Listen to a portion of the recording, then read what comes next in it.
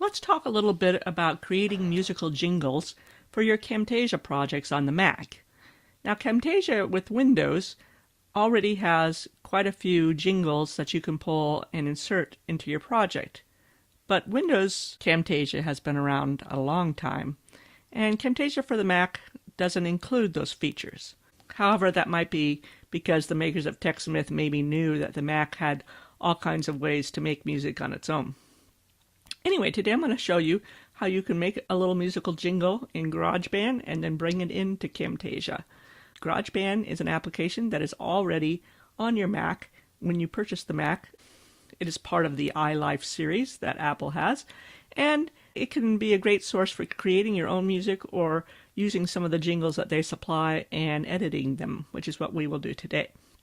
So first off, what we want to do is go and open GarageBand. So here I am looking in my applications folder, and you'll see GarageBand right there, the little icon for GarageBand, which is a little guitar here. And I'm going to open a new project, and I'm going to click on Loops, and then click Choose. It's going to ask me to name the project. I'm going to call this Camtasia Loop. And I'm going to save it in my music folder, in my GarageBand folder. Now, you may not have a GarageBand folder automatically. I'm not sure if that's still true on the Mac. But I'm going to save it in there. You'll see the option below the Save As box to choose the tempo, the time signature, the key. You don't need to worry about that on these loops. Just say Create.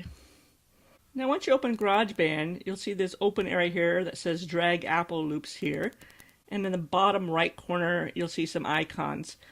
If you put your mouse over the first icon, it'll say View Hide the Loop Browser. That's where you want to go. So click on that. Brings up the loop browser, has all kinds of loops that you can use in creating GarageBand songs. But we want to go to the jingles. This icon here will show you podcast sounds, which is where the jingles are located. So I'm going to click on that, and then I'm going to click on jingles. And then it shows the jingles by different genres, and I like jazz, so I'm going to pick the jazz genre.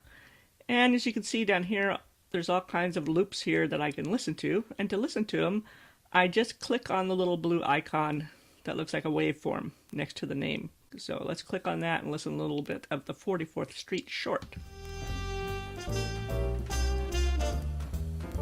And click it again to stop it. Okay, that may not be what I'm looking for, but you can see over here to the right it shows the length. So 13 seconds, that's not bad for a little jingle opening loop in Camtasia. I usually like between 7 to 10 seconds for an opening jingle, so that might be pretty good there if I liked it. Let's say there's one that you like that is a little bit longer in length. So let's go on down here. I've listened to this old-time jazz before. I like this one. Play it and listen to a little bit of it. But it is 1 minute and 48 seconds.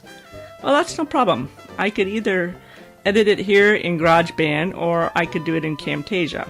And I'm going to have you edit it in Camtasia since you already have some Camtasia skills. So let's just pull it in here to GarageBand into the Drag Apple Loops Here area.